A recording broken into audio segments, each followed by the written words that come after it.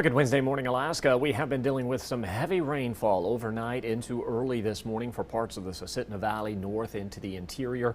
We're still holding on to some of those rain showers this morning, but as far as what we are going to see throughout the day is many areas beginning to dry out as that rain kind of fizzles out. Now, as a result of that rain and those conditions we did see yesterday, we're still holding on to some cloudy skies across south central. That will stay with us for the first part of the morning, but we will see a gradual return to sunshine as we head throughout the day. Even with that being said, we're talking about some cooler conditions taking hold considering over the weekend for summer solstice. We did see those temperatures warming into the 70s and 80s across the state. Now, before we get to what we are dealing with across Alaska, let's give you a quick update on wildfires across the state. We did see one of the most active lightning days yesterday across Alaska. Now, that Starry Fire, which we continue to monitor, still sitting at nearly 550 acres. Some good news, it is nearly 50% contained, and it has been downgraded to a level 2 set evacuation. The Grandview Fire out towards Sterling also 100% contained. So we are seeing some improving conditions, but yesterday brand new wildfires did spark due to that active weather where we saw more than 8,000 lightning strikes yesterday. We're sitting at over 18,500 acres burned so far this season. A typical year brings about 1 million acres burned, and we've got nearly 100 active fires across the state. Of course, this cooler and damper weather certainly is going to help when it comes to some of that wildfire suppression, but we're still expected to see some thunderstorms today, more so towards the western interior and then north as you head through the Brooks Range is where we're going to see that better potential. Notice that cloud coverage you're seeing extending just northeast of Fairbanks and then down to the Bristol Bay area. This is that frontal passage that brought that widespread rain that we did see yesterday into the overnight hours, but it's already beginning to fall apart. We're still holding on to some of that rain though as you head north into the interior. Fairbanks and the central interior and areas of the Steese Highway continue to hold on to that rainfall and will for at least the next 4 hours before we do begin to see some drier time building back in. And you can see just east of Fairbanks where we're already beginning to see that clearing skies. That is going to carry us through the evening hours, so you'll see that gradual return to some sunshine as well. But you can see this morning still holding on to some of that ample rain, which really is training over the same areas, not moving much. So we're going to still see that potential for about 1/4 to 1/2 inch of rain embedded within those areas. So through the rest of this morning into the afternoon hours, that will slowly pull off towards the southwest, and as it does, we'll see some clearing on the backside of that. Notice later this afternoon into the evening hours, we got some of that thunderstorm development that will fire as you head through the central and eastern Brooks Range. That will be for today as well as into your Thursday, where we're going to be seeing that thunderstorm potential. The rest of the interior will largely stay dry as we head through our Thursday, and then by Friday evening on into Saturday, we'll see the return to some of that thunderstorm activity as temperatures are set to warm near 80 degrees as we close out this week. So we are going to kind of cool off. We did see begin to cool off yesterday into today and tomorrow, and then that warming trend takes hold Friday into Saturday before we see another drop in temperatures as we head into next week. Now, notice that band, those darker greens popping up as from a line just northeast of Fairbanks and then southwest of Nenana. That's where we're going to be watching for 1/4 to about 1/2 inch of additional rain accumulation. And you can see the rest of the interior largely staying dry until Friday and Saturday when we'll see more of those thunderstorms beginning to pop. So we will be watching later this week. But as far as this morning, you can see again that rain, light activity staying with us through mid-morning, early afternoon. And then as that fizzles out, we'll see that partly cloudy skies making a return, and those temperatures do warm mid to upper 60s, maybe a few low 70s throughout the afternoon hours. But it's really not until Friday that we're going to tap into some of those warmer conditions. We've also got rain building into the Aleutians. That's primarily going to impact areas of the central Aleutians and then out towards Cold Bay as well. Now, nothing significant for the eastern Aleutians. You'll likely see less than 1/4 inch of rain. On Alaska, though, in areas of the central Aleutian, we'll see about 1/2 inch to 1 inch of that rainfall. And while we can't rule out some isolated showers for southeast today, widespread rain arrives for the Panhandle as we welcome in your Thursday. And again, today we're going to see that best shot for thunderstorms in the western interior. So from McGrath north towards Galena is where we're going to hold on to that thunderstorm potential. potential. And then, of course, as you head into the Brooks Range, both today and tomorrow, we'll see some of that thunderstorm activity. Now, as we head through the next couple of days, we will see a warming trend by Friday on into Saturday for many areas of the state. But the overall picture is a trough building back in across Alaska. And this is going to keep some cooler weather embedded in across the state. We're also going to see temperatures drop along the slope as we welcome in our Thursday. So we've been holding on to highs in the 50s and 60s and 70s through the Brooks Range. Starting tomorrow, we are going to see those temperatures drop about 10+ degrees. And you can see overall our jet stream stays well to the south, and we've got that trough pattern across Alaska that will keep things a bit cloudier and cooler as we close out June. We will try to see a ridge building in by week's end, which is why we're going to see those temperatures make a run back near 70 as across south central Friday, and of course out towards southeast we'll see those temperatures make a run near 70 Friday into Saturday. Very short-lived warm snap, because we are going to see those temperatures drop back into the mid-60s as we welcome in next week. Now for southeast, again, so just some isolated showers to be expected today, overnight into your Thursday. This is where that widespread rain will build back in across the panhandle. And Thursday really looks to be the only day we're going to be talking about significant rainfall for the region. Now this is going to bring heavy downpours, but we will see some periodic heavy rain, and we'll pick up anywhere from about ½ an inch to an inch of rainfall.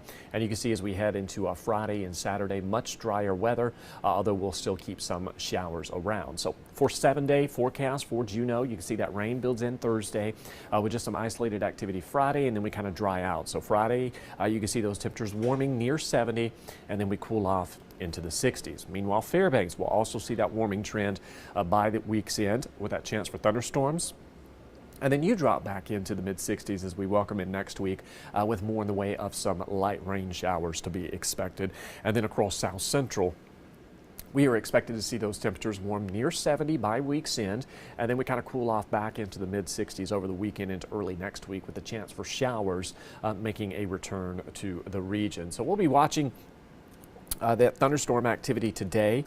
Of course, certainly not going to be as active as what we did see yesterday across the state. And again, we did see more than 8,000 lightning strikes, which is really the stormiest day that we've seen so far this season. But hopefully you have been enjoying some of those warmer conditions because we are going to close out June a bit on the cooler side for many areas of the state. I'm going to stay here and look at what we are talking about with our average temperature across Anchorage for the month of June, because despite how cloudy it has been at times and there have been some cooler conditions for the month of June, we're actually sitting at the 13th warmest June on record with an average temperature of 56.6 degrees. Of course, this is the warmest June since 2022. Now, nowhere near the top 5 warmest Junes on record, which go to 2022, 2013, 2019, 2015, and 2016. So for the most part, we're seeing somewhat of a seasonal June. It is the first month of above average temperature since October of last year. So hopefully you have been soaking up some of that sunshine. We will see it returning later today into our Thursday and Friday as well. We'll call it a mix of sun and clouds across a good portion of the state, with most of the rain building in across southeast. That was a look at weather across the state. We are going to sit at a break now. When we come back, we're going to be talking more about that heat wave in the UK and much of Europe. We're also going to be talking about extreme heat and the body, how you deal with it, as well as some invasive animals or an invasive insect that's moving into California. So we'll have those stories and more for you coming up after the break.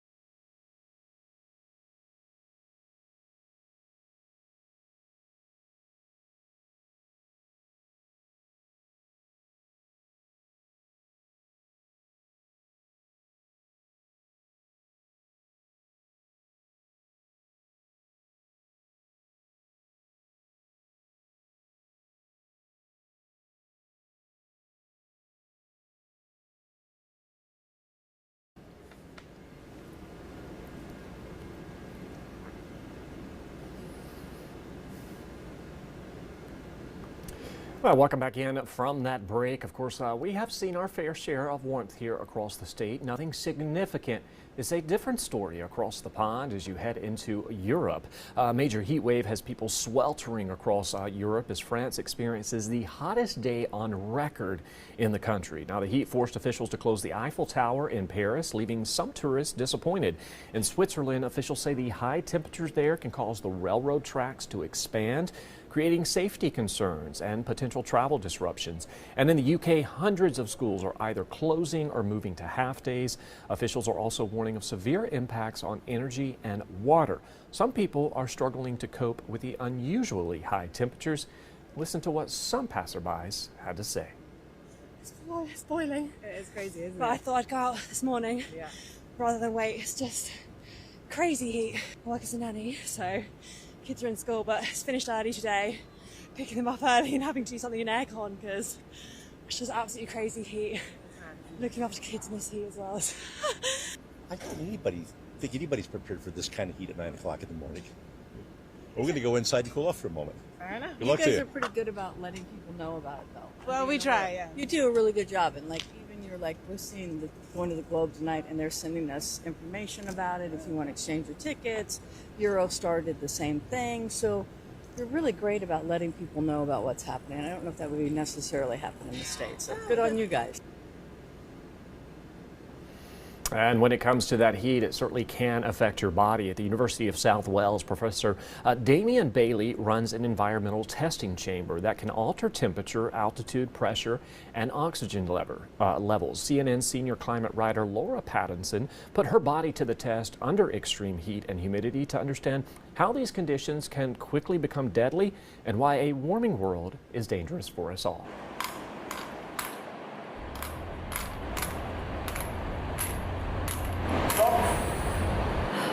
Everything that's going on with my body made that hard.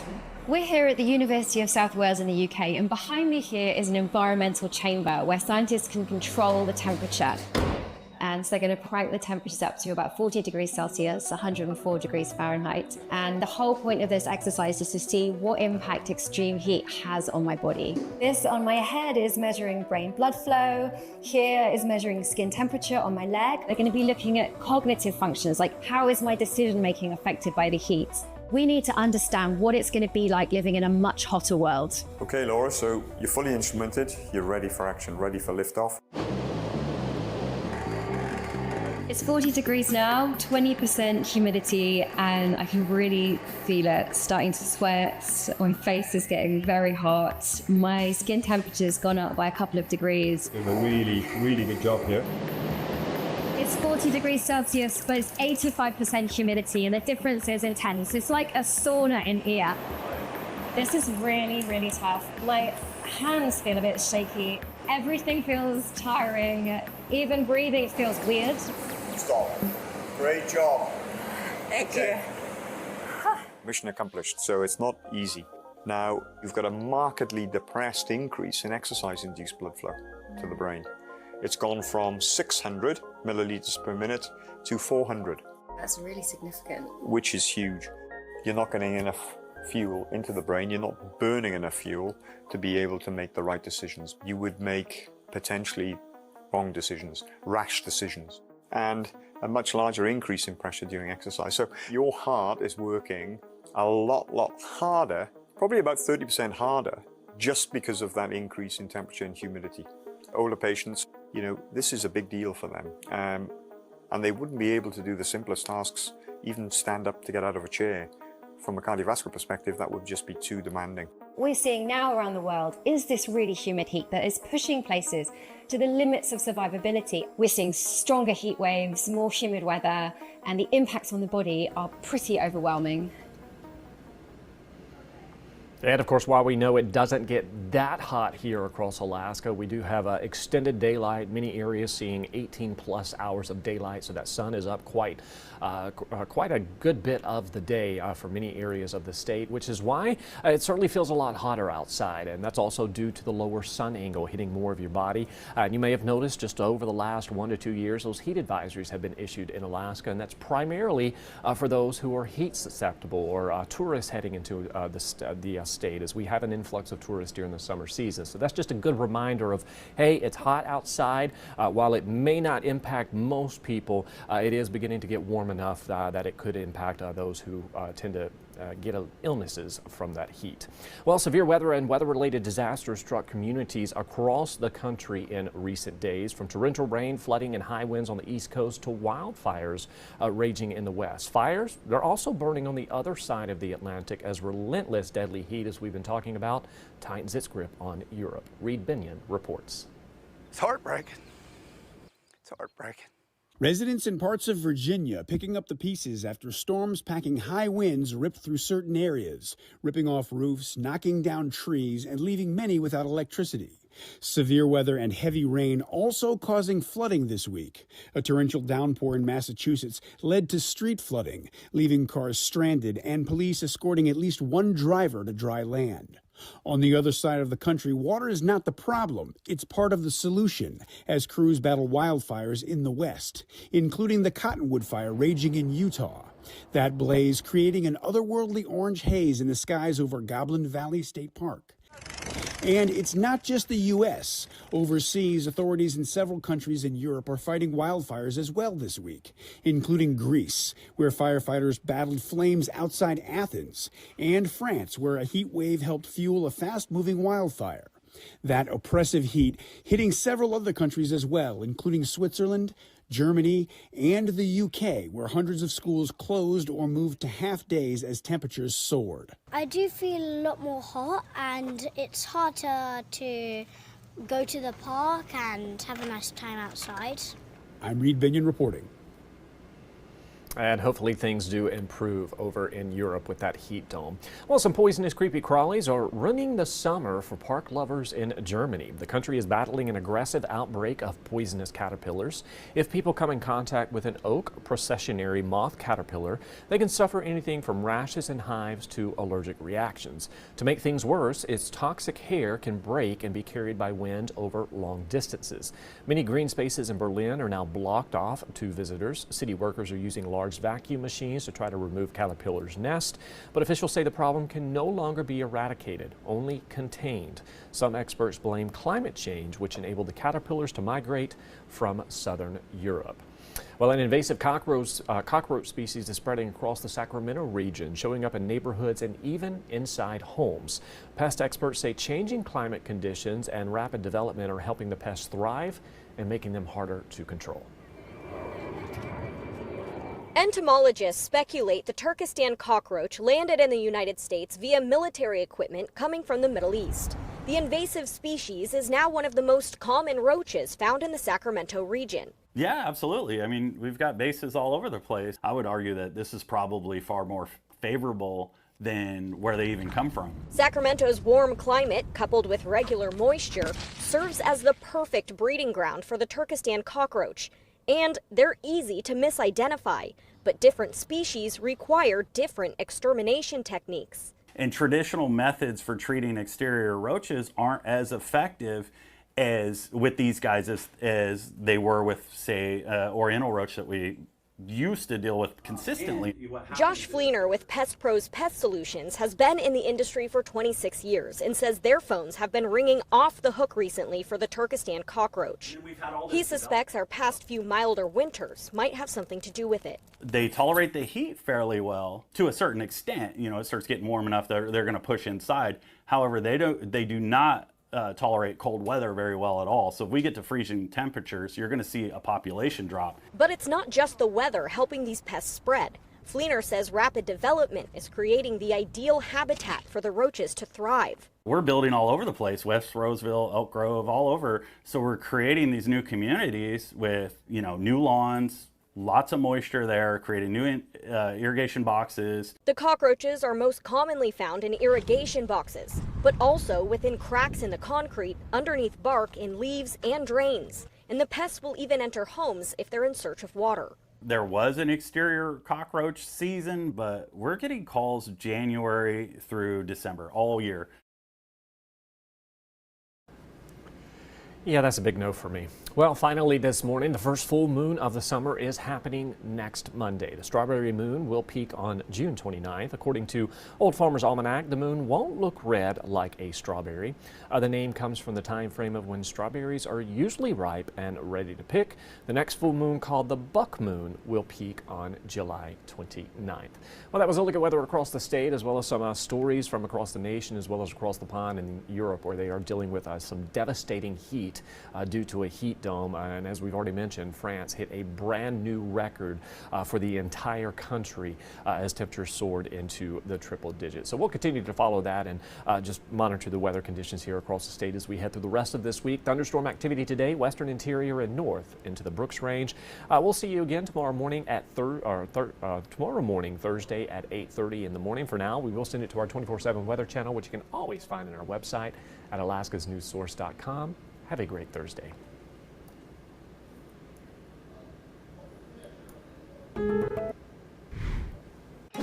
Welcome back in on this Wednesday morning. We are so excited. We've been waiting for this, although we don't see any bears right now. They finally have the live cams back up at Katmai Brooks Falls right there, Aaron. Yeah, certainly looking forward to the rest of the summer as the Brooks Falls becomes more populated with those bears. But as you're seeing this morning, a little bit on the cloudier side, and we are seeing some rain showers. And of course, yesterday was a very active day when it came to that thunderstorm potential. Heading into the interior for the Starry Fire, which was reported on June 20th. Now, this was a natural fire. It's nearly 50% contained, and it has been downgraded to a level 2 set evacuations. That is some good news when it comes to that wildfire being just right around 50% contained. Now, when we're looking at the state stats as a whole, we're sitting at just around 100 active fires, 14 are staffed, and we're sitting at just over 18,500 acres burned. And yesterday, about more than 8,000 lightning strikes across the state. So we did see some brand new wildfires that did initiate through parts of the state. And we're still holding on to some rain this morning through Bristol Bay into the interior, as well as out towards Wrangell, St. Elias, and then some spotty to isolated showers to be expected today as you head out towards southeast. But as far as that rain, as you head into the interior, that's going to stay with us through at least the late morning, early afternoon hours. It is going to continue to kind of fizzle out as it pulls off towards the southwest. We are losing that radar data there in the interior, but that rain is still with you this morning. So if you live from Fairbanks northeast along the Steese Highway, that is where we're really holding on to that better shot of some of those rain showers. And again, that will stick around here through at least mid-morning, early afternoon. You can see how that pulls off towards the southwest by lunchtime. We're also going to be watching areas of the central and eastern Brooks Range, which will see some thunderstorm activity later this afternoon into the evening hours. So be watching for that. This will be the final day of those warmest conditions along the slope as temperatures do begin to drop as we welcome in your Thursday on through the close of the week. You can see much quieter in the interior over the next couple of days, but we will still keep some of those passing showers and, of course, yes, some more storms today and tomorrow through the Brooks Range. So be prepared for that. And while we can't rule out some showers as we head through the close of this week, nothing to be expected like what we saw yesterday with some of that widespread rain that built in across parts of the interior. Of course, here over the next couple of days, you can see again that band of heavier rain that's still with us this morning along the Steese Highway southwest as you head out towards Nenana. So we still could pick up an additional anywhere from about a quarter of an inch to about half an inch of rainfall within that band of that heavier rain to be expected. So we'll be watching for that as we head throughout the rest of today. Thunderstorms don't look likely across a good portion of the interior. Now, if you live through the western and southwestern interior, as well as in the Brooks Range, that's where you're going to see that better chance for thunderstorm activity. So we do have that chance for some rain sticking around through early afternoon, and then those clouds decrease, and we'll see that sunshine returning with temperatures warming into the mid to upper 60s. McGrath seeing that chance for some thunderstorms later today, 54 degrees in Utqiagvik, 64 in Dead Horse. And then as we head into the next couple of days, you can see those temperatures holding in the 70s as we head into your Thursday. We'll try to make a run back near 80 by Friday with storms to close out the week.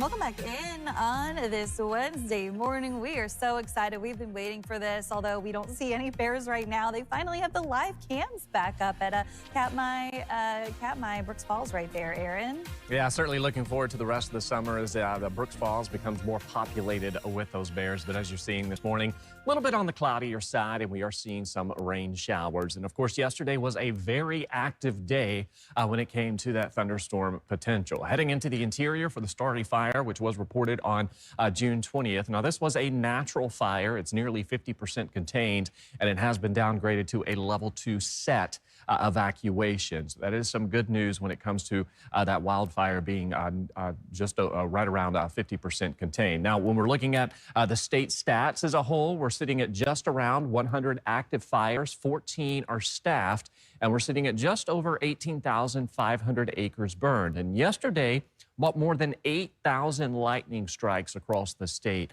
So we did see some brand new wildfires that did initiate through parts of the state. And we're still holding on to some rain this morning through Bristol Bay into the interior, as well as out towards Wrangell, St. Elias, and then some spotty to isolated showers to be expected today as you head out towards southeast. But as far as that rain, as you head into the interior, that's going to stay with us through at least the late morning, early afternoon hours. It is going to continue to kind of fizzle out as it pulls off towards the southwest. We are losing that radar data there in the interior, but that rain is still with you this morning. So if you live from Fairbanks northeast along the Steese Highway, that is where we're really holding on to that better shot of some of those rain showers. And again, that will